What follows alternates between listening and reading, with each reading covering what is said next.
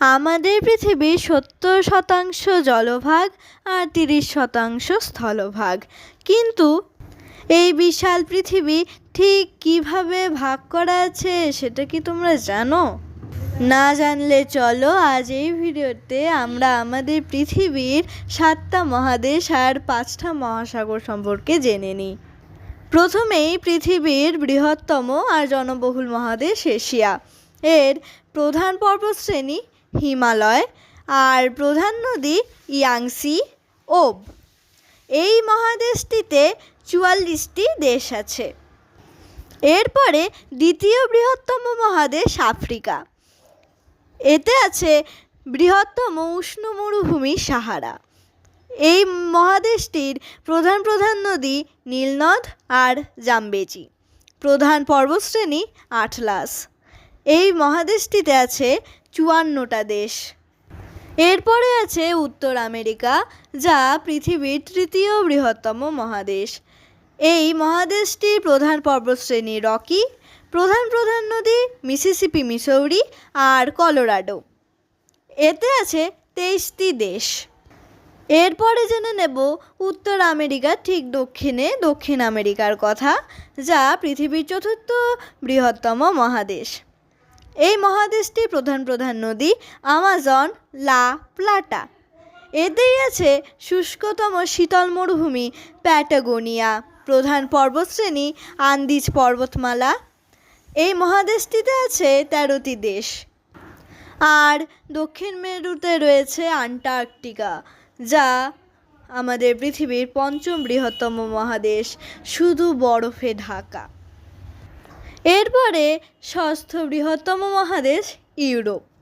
Europe আর Asia দুটো মহাদেশকে একত্রে Eurasia বলা হয়। এই মহাদেশটির প্রধান পর্বতশ্রেণী আল্পস। প্রধান নদী ভলগা আর দানিউব। এতে 45টি দেশ আছে। এবার আসছি পৃথিবীর ক্ষুদ্রতম মহাদেশ ওশিয়ানিয়া। এটি দক্ষিণ গোলার্ধে চারদিক সমুদ্র বেষ্টিত, যা অস্ট্রেলিয়া, নিউজিল্যান্ড এবং অনেকগুলো দ্বীপপুঞ্জ নিয়ে গঠিত। প্রধান পর্বতশ্রেণী গ্রেট ডিভাইডিং রেঞ্জ আর প্রধান নদী মারে ডার্লিং আর ওয়াইকাটো। চলো এবার জেনে নিই আমাদের পৃথিবীর 5টা মহাসাগর বিষয়। প্রথমেই প্রশান্ত মহাসাগর, যা পৃথিবীর বৃহত্তম এবং তার সাথে গভীরতম মহাসাগরও বটে, যা পৃথিবীর প্রায় অর্ধাংশ জুড়েই বিস্তৃত।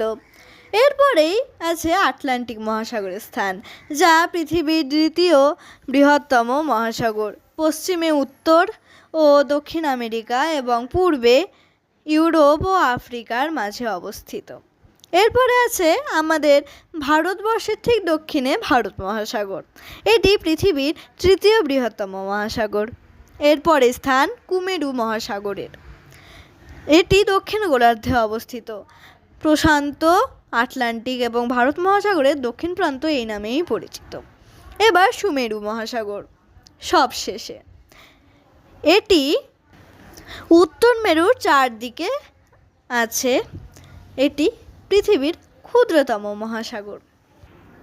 আর তোমাদের এই ভিডিও সবশেষে বলে রাখি একটা মজার বিষয়। আজ থেকে প্রায় 22.5 কোটি বছর আগে পৃথিবীর মানচিত্রটা কিন্তু এখনকার মতো ছিল না।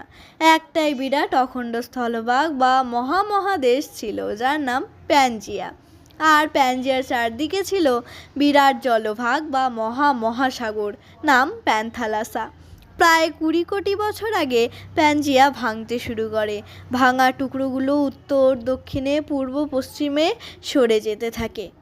পৃথিবীর ভিতরে প্রচণ্ড তাপে গুরুমণ্ডলে পরিচলন স্রোতের সৃষ্টি হয়। আর এই পরিচলন স্রোতই মহাদেশের সঞ্চরণের মূল কারণ। আবার আরেকটা মজার বিষয়, আমাদের পায়ের নিচের মাটিটা কিন্তু স্থির নয়। আসলে মহাদেশগুলোই স্থির নয়। খুব ধীর গতিতে তারা কোথাও পরস্পর থেকে দূরে সরে যাচ্ছে, আবার কোথাও পরস্পরের সঙ্গে ধাক্কা খাচ্ছে।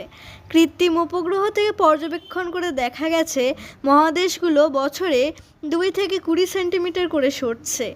এক বছরে খুব কম হলেও লক্ষ লক্ষ বছর ধরে মহাদেশের এই সঞ্চরণের ফলে পৃথিবীর মানচিত্রে বড় ধরনের পরিবর্তন ঘটে যায়। আজকের এই ইনফরমেশনগুলো জেনে তোমাদের কেমন লাগলো তা কিন্তু আমাকে বলতে ভুলো না। আর তোমরা কী ধরনের ভিডিও দেখতে চাও তা কিন্তু অবশ্যই আমাকে জানিও। তো আজকের মতো টাটা।